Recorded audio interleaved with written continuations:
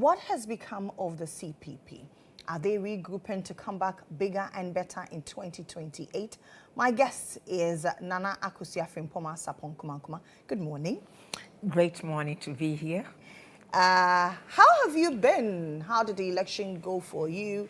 Crisscrossing the country, D-Day came, you went into the polls. How has it been for you? I'd say that let me take the first opportunity to thank Ghanaians, especially those in the regions that I was least expecting. Indeed, the entire country, we are proud of ourselves now. Ghanaians have clearly demonstrated that they are ready for a change, and for that reason, it gives me the Convention People's Party, especially me that really believes in what happened. It gives me so much hope that it is time for us to really push our message, to push the policies that we believe would support this nation. Because the Ghanaian is sort of, I wouldn't say frustrated, but has clearly demonstrated that they really want a better opportunity for themselves. So I believe that anyone that really can come out with the best and get it to them and let them buy into the concepts and much earlier, we would see a better arrangement 2028. I believe in the Convention People's Party. I believe in our policies. I believe we still have the best policy. I still can see, I'm happy what has happened for the NDC. But if you ask me, I still can't see what is in there. I'm just hoping for the best for the country. And they have an opportunity that I would say is unparalleled. I don't see whoever had it apart from GHOne to really effect major changes in this country. What will be left for me, as I see, will be the political will. The political will to do it, but to really make Ghana work. I listened to the president-elect. Okay, John Mahama. Yes. I was trying to figure out where he was addressing. Okay. But the things he said really touched me. And one of them was the fact that he spoke about how the West actually subsidizes the agriculture and how our young people, especially those trying to work in the poultry industry, seems to find their way trotting around the deserts and get through all this hardship and then end up sometimes in capsizing boats, something I've been saying over and over. And when I heard that, I felt a certain sense of love, which I already like him anyway. But then my point here is this. Unless we come up with policies as our own ingrown policies, as a nation, as a continent, we don't expect for a nation to be subsidizing the agriculture base. It's necessary for them. That's the thing that they think they should do, okay? But we should come up with something. I have a problem today, as I said, no matter what anybody does for me. Anytime now I'm eating my fufu or my gari or anything, I still can sympathize with a woman who has to still use hoe and cutlass. I think it's exploitative. I think it's inhumane. I really believe that we should rise above that. There is no justification that the woman must take whole cutlass before you can get cassava. When there is mechanization, and that she then has to worry about how she sells that produce. She goes to farm, and then when the produce gets spoiled, it spoils in her hands. There's none. We have the technology. We have the innovation. We must use it. We're in a digital era. Pardon? We're in a digital era. Precisely. So our policy of agro-show, I don't care what anybody does. If we don't go back there, nothing is going to happen. Ghana bashers, 100 young people who would finish school today, only a few of them government can employ. Period. About 10 maximum. The rest of the 90 plus, where is the path for them to get a job? Where is the path for them for employment? With that agro-show, I'm a Ghana bashers. I don't see all these youth who are crying and hoping for a better opportunity, how we are going to do it.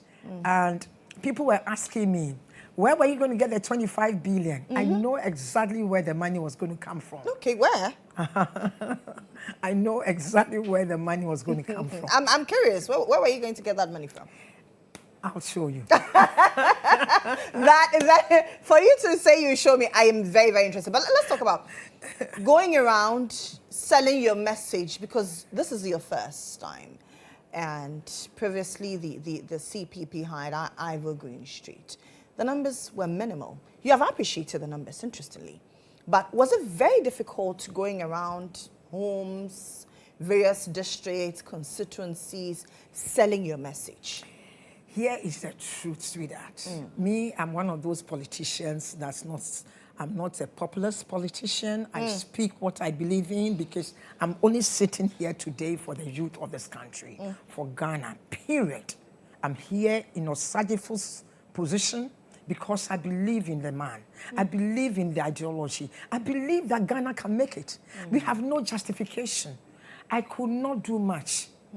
Most of the things I did was when I was chair and leader. There was too much friction and infighting within the CPP. By having gone on the platform today, I can see now they have seen that the CPP's name has now come back to where it is.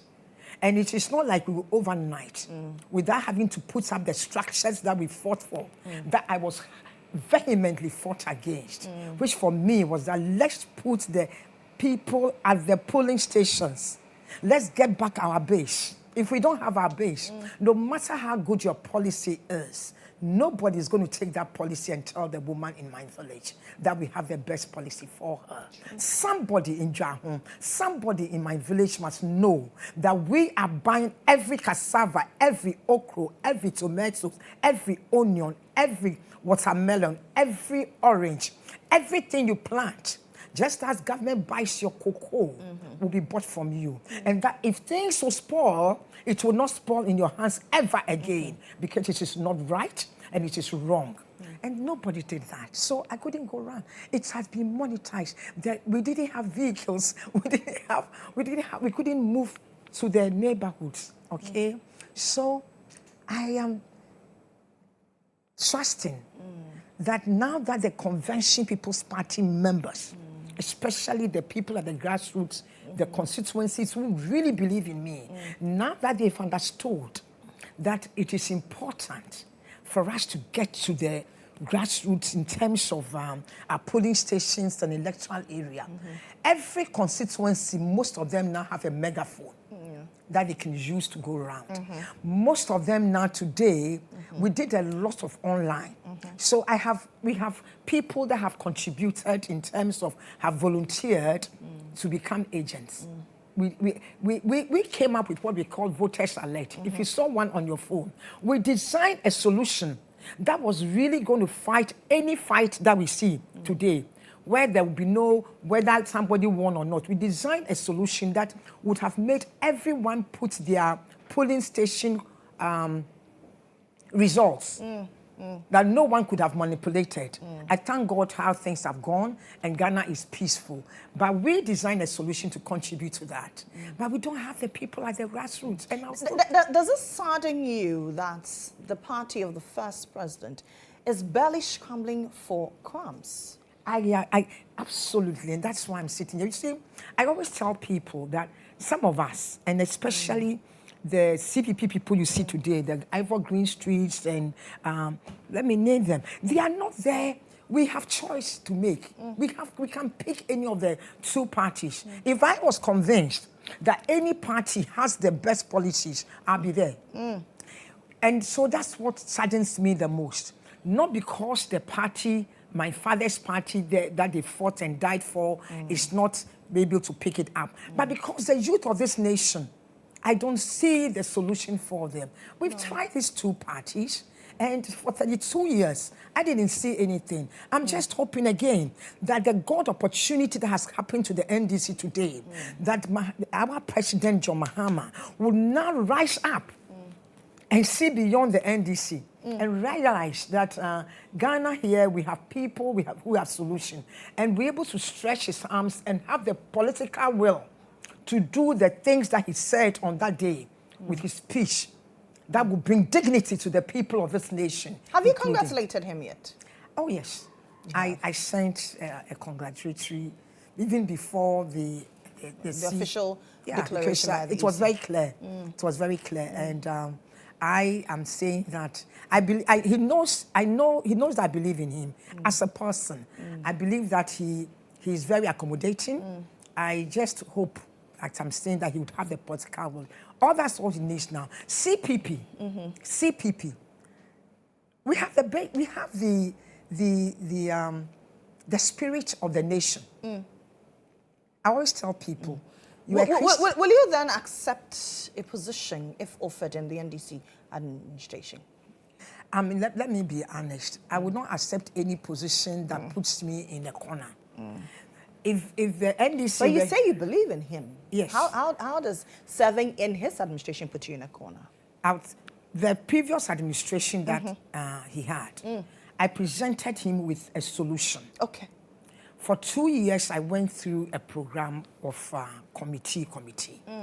That solution, if it had been implemented at that time, would not have taken us back to IMF. What was that? It was called the phone receipt. Okay. It's a GRA income income. It stops the leakage and corruption. Okay. And I was surprised when he approved it. We were really, really surprised. Coming from somebody like me at that time, because I was with Abu Sakara at that time when I had just finished. But they approved it. So I know clearly that he has the intention of the nation and will do what must be done when he believes that it is right. It was Prosper Bani at that time who oversaw the whole thing. And then Deborah came in. What is it, Deborah? Deborah. Yeah, Deborah. He also came in and they all approved it. And he specifically told me each time he met Nana, I will make sure this project comes on. Just that by the time it went through, the party, they had been overthrown. So I believe that he really has a heart of the good of the people at heart. And that's why I keep saying when I heard him speak about, the corruption in this country, a lot of people have spent money to become parliamentarians. They are going to get ministerial posts. And no matter what you sit out there for, just as our president, former president, the outgoing president, said he was going to build a cathedral, I believe he meant it. When he said he was putting his presidency on the line against the Kalamse, I surely believed he meant it. But it is the trickling down of making it happen that makes all the difference. We have a policy called Ghana Gov Direct. Okay? Government at your doorsteps. Until that policy is implemented in this country, it's going to be difficult for the government to even monitor anything. But that policy, which brings governance to the people, that brings meaning of the democracy for which we went to vote, which means government by the people, for the people, of the people, for the people. It will not happen. But if that policy is implemented where your polling station or your polling center becomes the government center, so that the people within that area, within that center, would now have access to governance, all the government policies can be brought to that level. Government can hear them. Data can be collected so that he will know that things are happening within each small constituency, police area. He knows what is happening on a platform. Okay. If it doesn't happen that way, and you just keep people out there, they will go out. They will do what they have to do because they have to pay back their debt. Sure. So what would you expect a new John Mahama administration? This would be point 2, because he did a point 1. This would be point 2. I think, Mr. President, you've been given the best opportunity, not only of a lifetime, but a whole country, Ghana, has been given an opportunity that it is my prayer, so help me God, that you use it to the fullest for the youth of this country. The same youth that took Osagyefo from Odo, from who voted for him when he was in prison. This same youth today has shown that they want to change the political world. What the last speech that I heard you, I don't know where you spoke, but you spoke about the dignity of Ghanaians. You spoke about being not the country, not being, let's not be exploitative. We are exploiting our farmers. The peasant farming is a thing of the past, it must end. We must bring democracy. We have the best decentralization system, yet we still do everything from the top. Let's go back to the drawing table and make sure that the government direct or government at your doorsteps, we bring it back to the people where we have taken their power, where they work to vote for us. Let that place be their center of government so that you can hear their words and their cry and their will. Find out how many young people are not working. Let's not come and tell us you're giving 2 million jobs to people. Do they really have the job? How many of them, all these brainy young people with ideas, how are they going to be resourced? That is where Ghana Bashe is coming. I have the answers. I'm ready to give it out. And I know clearly that those who know me already know that me, when I say it, I mean it. This is what we are asking. You have the authority and the power to change, to have the review of the constitution that we need. Let it happen today. Now, Parliament, I heard some people saying that they are going to work for government. Let me see how Parliament works for the people that have brought them there. We were in this country when the LI that the CI that they had made it impossible for them to alter the name of Nana Akua after she had passed. We just gave ballots to people who we knew clearly was deceptive, that they were going to vote for a woman who their vote to be nullified. Yet, the mandate of EC says that they have the responsibility to ensure that everybody of age 18 who is ready to vote must be registered and their vote counted. Yet, Parliament approved that, and it was not possible. Yet Parliament also know that it was possible for someone who had died to have won elections at the assembly level. We have a Parliament that just goes there, does not represent the people, only represents its... That's what you think? That's exactly what happens to that. I'm giving an example, and these examples are real. We just were in this country when Parliament, somebody really won after he had died, because the Parliament, that CI that they have there, ties the hands of EC to alter when it has been printed. The same thing that happened with Akua. Do you know how many people voted for her? The last one, he had over 5,000. Do we know? We don't know. Exactly. Because right from day one, when they were giving you that ballot, they didn't even tell you the woman was dead. They assumed that everybody would know she's dead. And I argued with them. I said, how is she supposed to know? They didn't tell the woman that she was dead, and they assumed. And therefore, everybody, they said that anyone who votes for her, and that was just said on air some places, that is to be nullified. What right do you have when you need 50+1 to nullify the votes of a Ghanaian who have walked to vote? Yet Parliament made it possible. So I am saying this. We are here when e-levy happened. We are here when we hear all kinds of things. They should go this time and fight for the people that have elected them. Their interest. And how are you going to get the interest of the people? It is through the government at your doorsteps. And that is why I believe that we did not put that decentralization system in place just to glorify anything.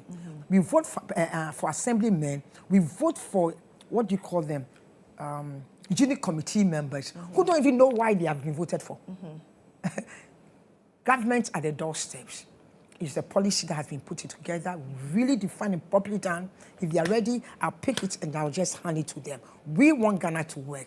Our father who brought Ghana said that the African is capable, that Ghanaian is capable, and I believe in that. I believe that there's no justification for our children to die in capsizing boats just to get a living, just to be able to live a life that they can take care of their family. When everything is in Ghana, all we need to do, give them capital.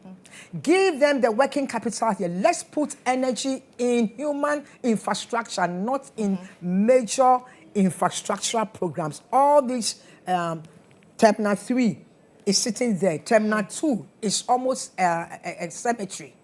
Terminal 2, go there in the morning if you want to go to Tamale. And it says, as a woman, try to enter the ladies. You'll be scared because it's so quiet.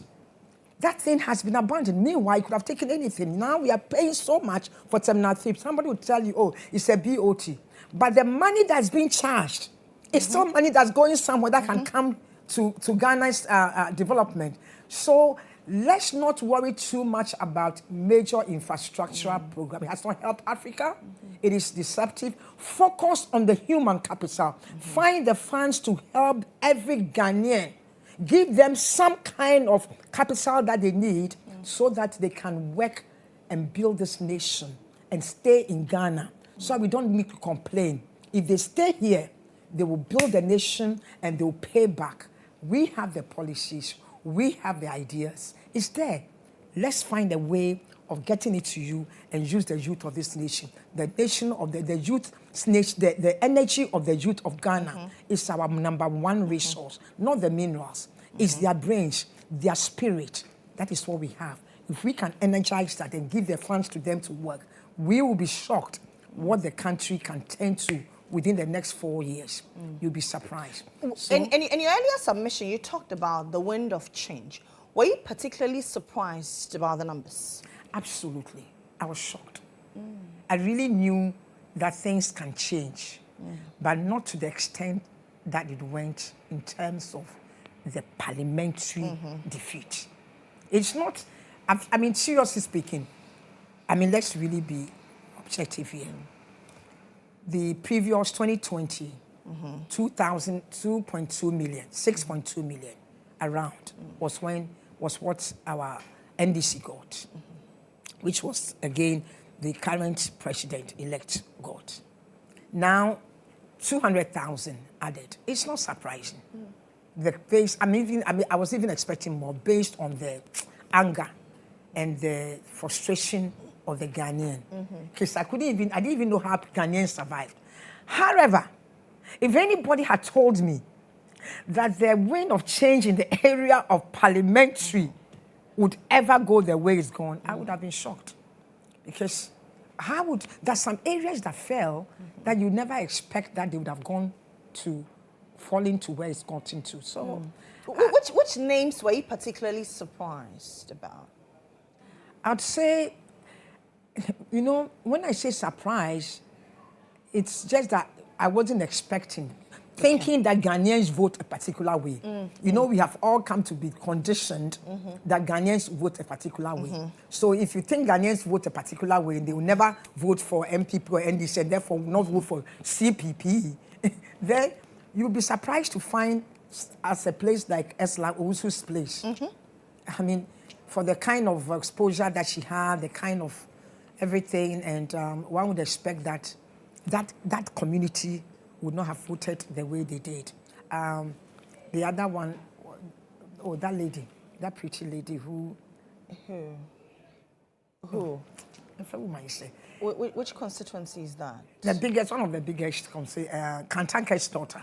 Oh, Dom Kwabinya. Dom Kwabinya. You know, that area, you would never think. That's a safe seat for the NPP. Pardon? That's a safe seat for the NPP. Yeah. It is a safe seat for the NPP. So that's what I'm saying. So it surprised you that the NPP It was not surprising. I was shocked. That for me, that's why I'm sitting here saying that today, nobody should ever think that CPP can never come up. I'm asking them to get up and work because there's nothing like that. People will do what they think they have to do. And when you present yourself, just present yourself and convince them. And then when they don't have, because the clear thing was many, they voted against. People just voted out of anger. And I can understand how they were angry because things were really tough. Things were tough for young people. At the airport when I was coming to vote, the gentleman who told me, they said they barely can buy even lunch, so they eat gobe. Now we're so sad because if he doesn't take care, he can't buy 3 meals or even for the salary that he's making, that he moved from Accra there because of accommodation. Do you know the children, the youth who are struggling today because they can't get accommodation for 2-3 years, 1 year, 1.5 years? I mean, why? They can't pay. And there's nothing, no provision. We only have it on paper. Yeah. What is the ministry going to do? The Ministry of Works and Housing has not added anything to accommodation. Look at the Segelebe property housing, there. yeah. They just put it there, and it's not accommodating nothing. Yet you see what we did as a party under the Convention People's Party, the factories that we had, we are bringing the factories back, and we're going to give it back for ownership. Ghanaians must have ownership. So for me, if you ask me, even the women who are trading now, it is easier and cheaper to buy from the China shop than to go to Togo to buy. The women who used to go to China, they can never compete with the Chinese people here anymore. What kind of joke is that? We don't have factories. We are then taking their trading systems away from them.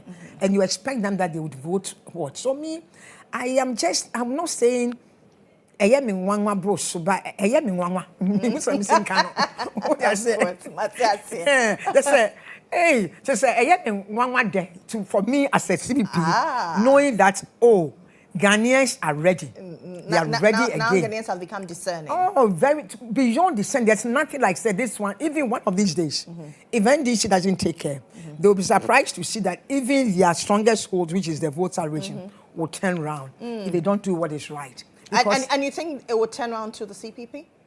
Absolutely. Okay.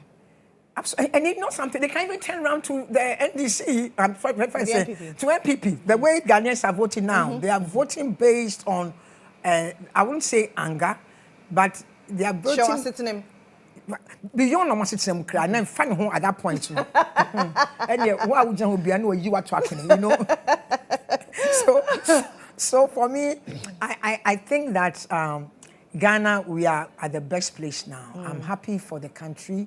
I'm just asking for that political will for the government, for he himself to do what, because government can't do much, but he, the leader, should to do what he knows is right for this nation. Right. Exactly what his father them did to make Ghana move forward. That's all. If he does that, I believe the country would work. And we wish them the best, and we wish Ghana the best. Because NDC working means Ghana working. And I'm not going to wish anybody evil. I'm never going to wish that they fail. Because if they fail, it's not good for the youth. I just want the youth to get job.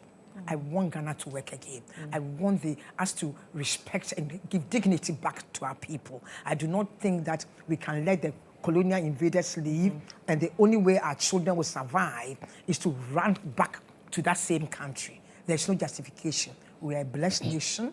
We have the resources, but the best resource we have is the spirit of our youth, and we must live it well. Nana Akosua Frimpomaa Sarpong-Kumankumah says she wants Ghana to work again. It's been great having you, and I wish you all the best in 2028. That is, if your party retains you. But I pray they do. We need more women at the decision-making table. My party will do what is right. Absolutely, we believe so.